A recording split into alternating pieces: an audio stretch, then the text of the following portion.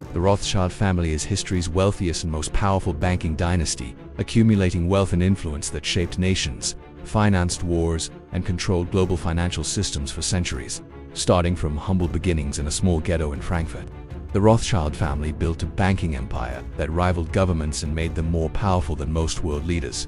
The family's influence was so extensive that conspiracy theories about Rothschild control have persisted for nearly 2 centuries, though the reality is both more and less dramatic than the myths. Today we're exploring the true history of the Rothschild family, how they built their empire, how they accumulated unprecedented wealth, and what their rise reveals about power, finance, and global influence. This is the complete story of the Rothschilds and how one family came to shape world history through banking and financial power. The Rothschild family originated in Frankfurt am Main, Germany, in a Jewish ghetto where their ancestor Meyer Amschel Rothschild began as a money changer and moneylender in the late 1700s. Meyer Amschel Rothschild was not born into wealth or privilege. He started from nothing as a currency dealer and coin trader in the Frankfurt ghetto. He gradually expanded his business by lending money to local merchants, nobility, and eventually to governments and princes. Meyer Amschel recognized that lending money to governments and nobility was far more profitable than ordinary commerce or lending to commoners. He built relationships with the Landgrave of Hesse-Kassel, a wealthy nobleman, by managing his finances and providing loans secured by government guarantees. These government-backed loans were far more secure and profitable than ordinary lending, establishing the foundation of the Rothschild banking fortune. Meyer Amschel had 5 sons: Meyer, Salomon, Nathan, Kalman, and Jakob, who he strategically placed in major European financial centers. Meyer was placed in Vienna to establish banking operations in Austria and Central Europe. Nathan was placed in London to establish banking operations in England and manage international financial dealings. Salomon was placed in Paris to establish banking operations in France and manage continental European finances. Kalman remained in Frankfurt managing the family's original banking headquarters. Jacobi was placed in Naples managing southern European and Mediterranean financial operations. This strategic placement of family members across Europe's major financial centers was brilliant and gave the Rothschilds unique advantages. The family could move money, coordinate financial operations, and share intelligence across borders faster than any competitors or governments. The Rothschilds became the intermediaries between European governments, managing loans, securing financing, and providing financial intelligence. During the Napoleonic Wars, the Rothschilds' strategic position allowed them to profit enormously from the conflict through war loans and financial services. Nathan Rothschild in London became one of the wealthiest men in England by financing British war efforts and managing international financial flows. The family's wealth expanded exponentially during wartime when governments needed emergency financing and were willing to pay premium rates. By the early 1800s, the Rothschilds had become Europe's most powerful banking family, with influence rivaling and often exceeding government power. The family's ability to finance wars gave them enormous influence over government decisions, as leaders depended on Rothschild financing for military operations. This moment is crucial because it shows how financial power can exceed political power when governments are dependent on private finance. If you're watching this and you're thinking about how important it is to understand the relationship between finance and political power, like this video to show that understanding financial systems matters. And subscribe because we're analyzing how wealthy families shaped history and continue to influence global events. The Rothschild banking empire was built on several key principles that made them more powerful than competitors and governments. First principle: family loyalty and coordination across countries allowed Rothschilds to operate as a unified global financial entity. While other banks operated independently in single countries, Rothschilds coordinated across Europe as one family business. This allowed the family to move money, avoid losses, and capitalize on opportunities in ways competitors couldn't match.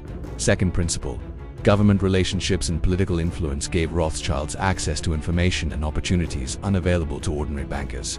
The family cultivated relationships with monarchs, nobility, and government leaders, becoming their trusted financial advisors. These relationships gave the Rothschilds advanced knowledge of political developments, wars, and financial crises that other bankers lacked. Third principle: lending to governments rather than individuals or merchants was far more profitable and secure.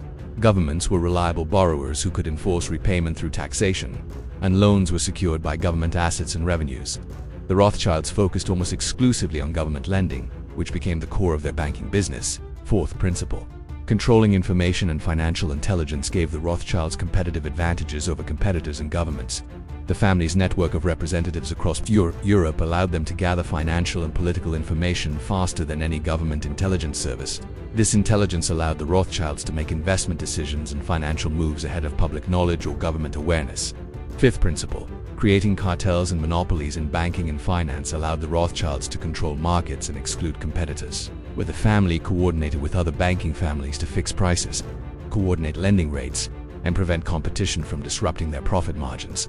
These cartels gave the Rothschilds monopolistic control over European finance and allowed them to charge whatever rates they wanted. The Rothschild family's wealth and power became so extensive that they influenced major historical events, including wars, revolutions, and government policy. The family financed the British military during the Napoleonic Wars, giving them enormous influence over British government decisions. The family financed the Austrian government, giving them influence over Austrian and Central European policy. The family financed the French government, giving them influence over French policy in European continental affairs. By controlling government financing, the Rothschilds essentially controlled which wars happened, which governments survived, and which nations prospered or failed. The Rothschilds also influenced economic policy, including taxation, trade policies, and monetary systems across Europe. The family advocated for policies that benefited banking and finance while harming workers and ordinary people. This influence over policy in multiple countries simultaneously gave the Rothschilds extraordinary power to shape European history and development. The family's influence extended to cultural and social spheres, including art, literature, and philanthropy. The Rothschilds became major art collectors and patrons, accumulating vast collections of paintings, sculptures, and antiques. They funded museums, libraries, and educational institutions, using cultural influence to enhance their social status and power.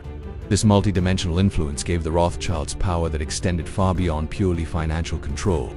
The Rothschilds' wealth grew to legendary proportions, with estimates suggesting the family's combined wealth eventually exceeded that of many nations.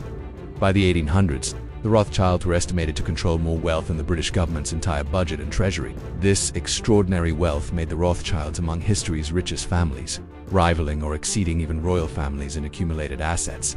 The family's wealth came not from owning factories or businesses, but from lending money to governments at interest rates that made them extraordinarily profitable. Over centuries, the Rothschilds accumulated compound wealth and power that became nearly impossible for competitors to match. The Rothschild story reveals important truths about power, finance, and how societies are actually governed. First truth: financial power can exceed political power when governments depend on private finance for their operations. Second truth: those who control finance can influence governments far more effectively than those with political office. Third truth: wealth accumulation is exponential when one can lend money at interest, with compound returns multiplying over decades and centuries. Fourth truth: information and intelligence are as valuable as money in financial markets and give enormous competitive advantages. Fifth truth: family coordination and loyalty create advantages that individual competitors cannot match. The Rothschild story also reveals the origins of many conspiracy theories about global financial control and secret family influence. Many of these conspiracy theories are exaggerated or false, but they originated from real observations about Rothschild power and influence. The family was so powerful that ordinary people found it difficult to believe that one family could have such influence. This led to conspiratorial explanations that attributed almost supernatural powers to the Rothschilds. The reality is that Rothschild power came from normal financial and political mechanisms, not secret conspiracies or hidden influence. But the reality is dramatic enough. One banking family essentially shaped European history through financial power over multiple centuries. So here's my question for you. Should government financing be controlled by private banks and wealthy families? Would history have been different if governments controlled their own financing rather than depending on private bankers? How should modern governance balance financial power held by large banks against the public interest and democratic accountability? Let me know your thoughts in the comments about banking, finance, and how much power should be held by private financial institutions. Like this video if you found the Rothschild history fascinating and believe understanding financial power is important. Subscribe to this channel because we're analyzing how wealth and finance have shaped history and continue to shape the modern world. Because the truth is this: the Rothschild family's rise reveals how financial power can exceed political power and how those who control finance control nations. Understanding this history helps you see how modern financial systems work and why those who control finance have extraordinary influence. The Rothschild story is ultimately a story about power, wealth, and how the systems we create to manage money and finance can concentrate power in the hands of the few.